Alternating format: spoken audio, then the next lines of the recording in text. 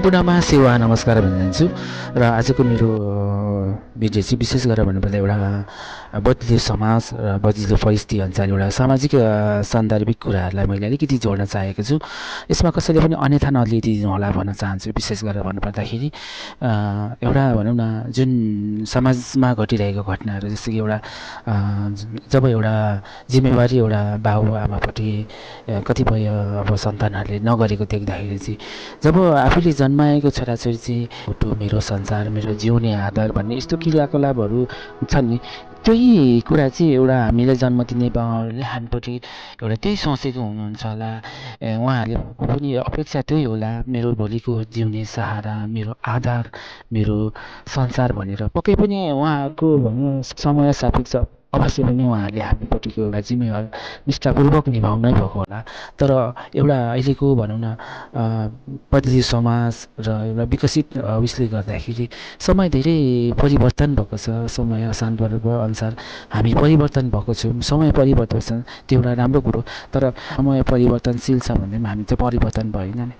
जब हामीले जन्माएको छोराछोरीलाई चाहिँ हामी एउटा आफ्नो संसार सम्झिन्छौँ, आफ्नो भनौँ न जिन्दगी एउटा मेरो जीवनको एउटा आधार हो भनेर हामी कुरा गर्छौँ।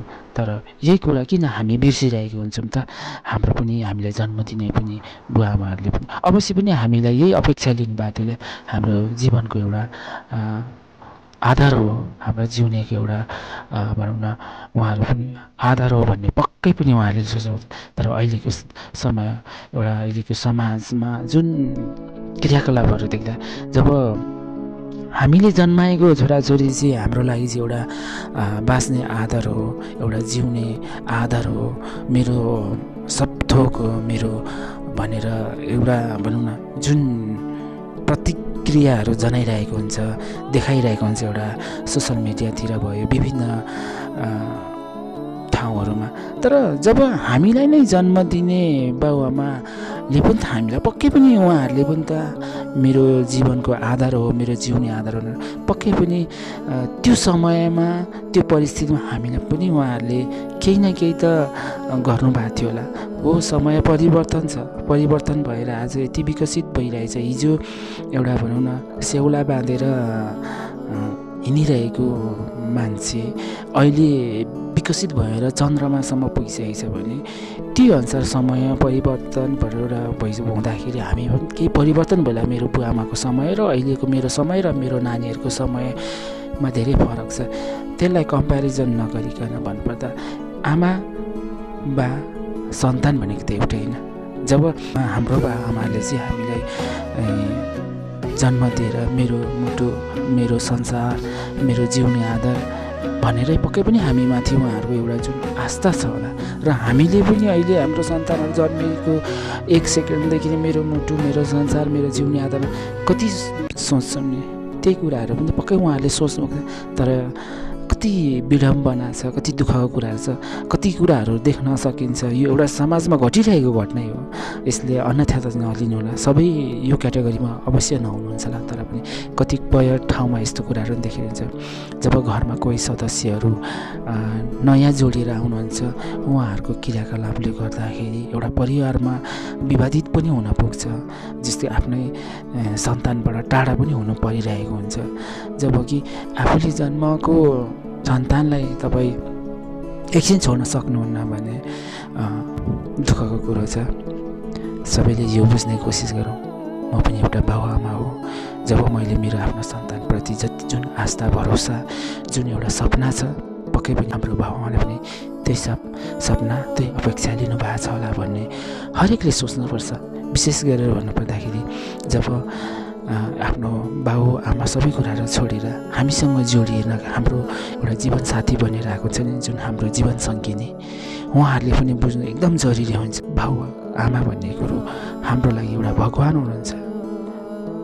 हामी उहाँहरूबाट हामीलाई टाढा हुने कोसिस नगरिदिनु होला। किनभने जब तपाईँको सन्तान भोलि तपाईँबाट यसरी टाढा भएको तपाईँ सहन सक्नुहुन्न भने अवश्य पनि मेरो बाबुआमाले पनि पक्कै पनि सहन त सक्नुहुन्न होला। तर पनि कस्तो हुन्छ नि, बाबुआमा यति महान हुन्छ कि आफ्नो सन्तानको खुसीको लागि आफ्नो सारा दुःख पनि बिर्सिन्छ। जस्तो कि तपाईँ हामी हेर्नु, अहिले तपाईँ जहाँ तपाईँले हेरिरहनु भएको छ, जहाँबाट तपाईँ सुनिरहनुहुन्छ, पक्कै पनि तपाईँ आफ्नो सन्तानको भविष्यको लागि, उसको उज्जवल भविष्यको लागि पक्कै न पक्कै पनि कतै न कतैबाट तपाईँ पनि आफ्नो सन्तानबाट केही टाढै भएर सन्तानको खुसीकै लागि कुनै न कुनै ठाउँमा, कुनै न कुनै देशमा, कुनै न कुनै क्षेत्रमा केही गरिरहनु भएको छ। परिवारसँग सँगै बस्छु भन्दा पनि तपाईँ आफ्नो सन्तान, आफ्नो सन्तानको भविष्यको लागि टाढा हुनुभएको छ।